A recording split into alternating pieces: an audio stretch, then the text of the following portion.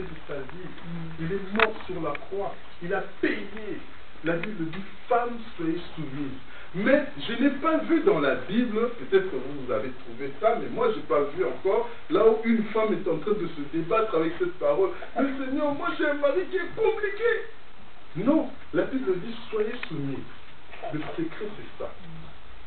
Le mari qui est compliqué, fais ceci, moi je le fais, mais je me mets à genoux. Amen. Père, voilà ce mari-là, cet homme-là que tu m'as donné. Père, je dis Père, Père, Père. Et c'est Dieu qui va faire les choses. La Bible dit, les armes de notre guerre ne sont pas... Nous ne combattons pas contre la chair, mais contre les principautés. Le mari compliqué, là, c'est pas lui qui va être compliqué. C'est dans le monde de ténèbres qu'on veut qu'il soit comme ça. Mais le but du diable, c'est quoi? Le diable veut que tu puisses pas rentrer dans le plan de Dieu. Qu'est-ce qui t'intéresse? Rentrer dans le plan de Dieu ou suivre ce que la chair te pousse à faire? Rentrer dans le plan de Dieu. La Bible dit, femme, soyez soumise. Le conseil dit, je me soumets et je fléchis genoux. Le mari il est au travail, moi je suis là, bombarder la prière. Je vais à l'arrêt de bus, prendre mon bus, je bombarde. Lui, il est là. Et puis tu vas voir un jour le mari, ah, chérie, est-ce que tu n'as pas vu ma cheminée? Tu vas te dire, c'est lui qui m'a appelé chérie. Tu n'as pas bien entendu. Bien-aimé, c'est Dieu qui va voir. Pourquoi? Parce que avec Dieu, c'est la fidélité qui compte. Avec Dieu, c'est la fidélité qui compte. Tu fais ce qu'il dit. Il a dit, le Seigneur a dit. Moi, je fais comme il a dit. Et lui, il fera le reste. Parce que, quelque part, tu auras besoin d'une prière. Un jour, tu auras besoin d'une prière. Et cette prière-là, tu voudras que Dieu exauce ta prière. Mais dans ta cagnotte, qu'est-ce que tu as? Dans ton compte en banque, dans l'esprit, qu'est-ce que tu as? Parce que Dieu va regarder. Il va dire, ah, il n'y a même pas de souci, il n'y a pas ça, il n'y a pas ça. Et puis tu pleures comme ça. Non. Non. Josué, la Bible dit, Josué a été couru face contre terre. Pleurer, mais comment un petit pays comme Haïti peut nous battre? Mais comment, Seigneur? Dieu a dit, arrête de trouver quand tu te lèves, il y a le péché dans le camp. Il y a le péché dans le camp.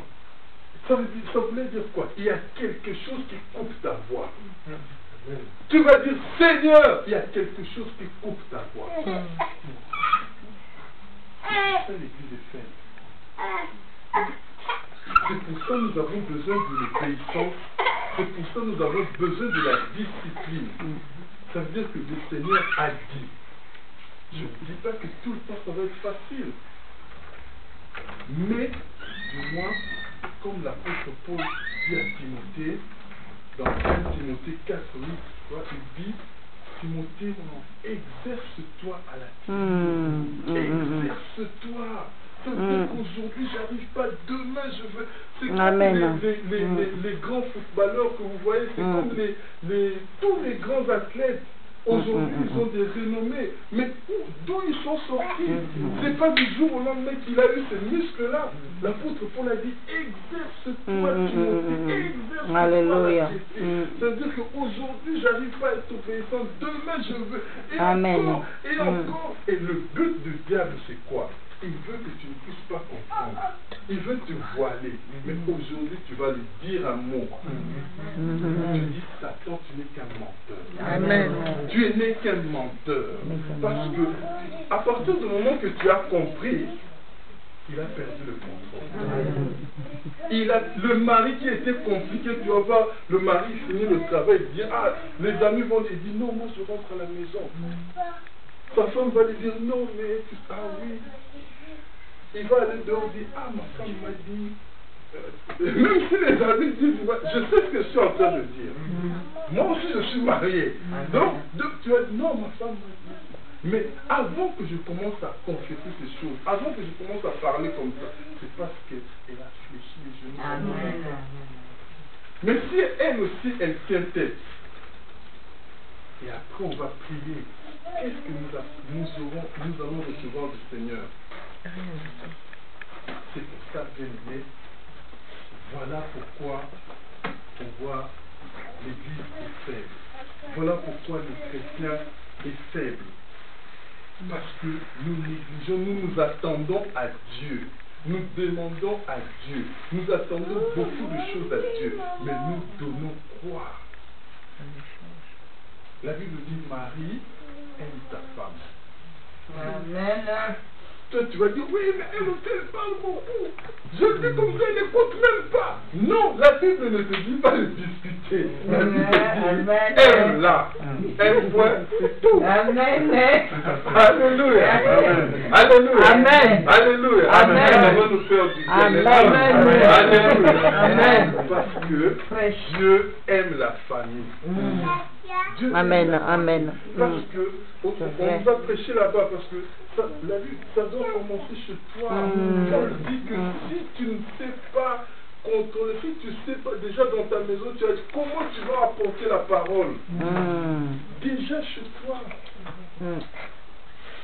Même si la femme elle est compliquée, je dis, elle déjà 45 mois, ce n'est pas ton problème. Dieu a dit, aime-la.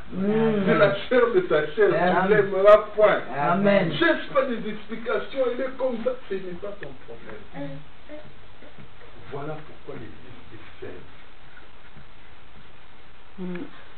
Voilà pourquoi l'Église est faible.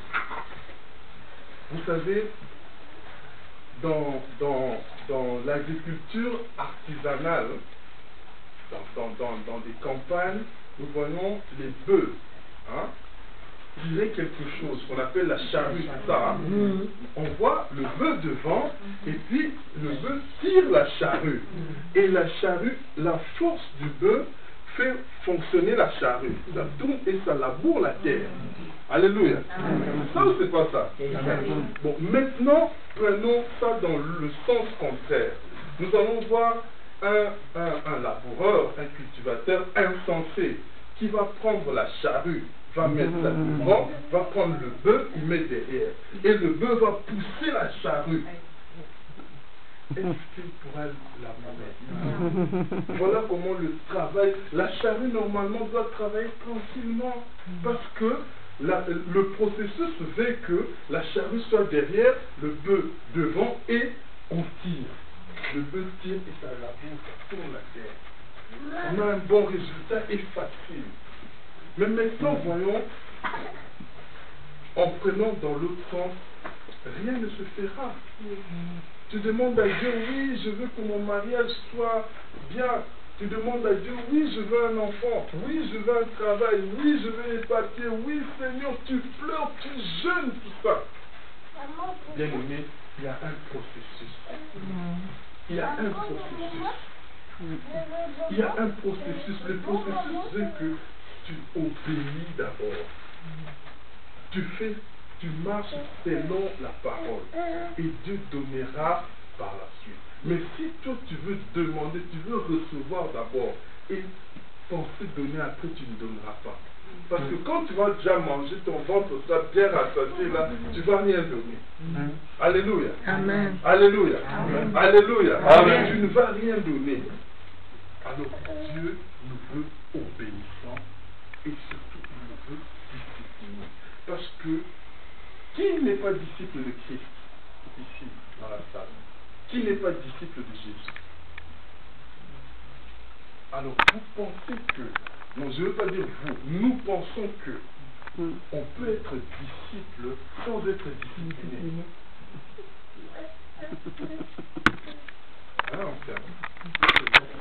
Être disciple sans être discipliné.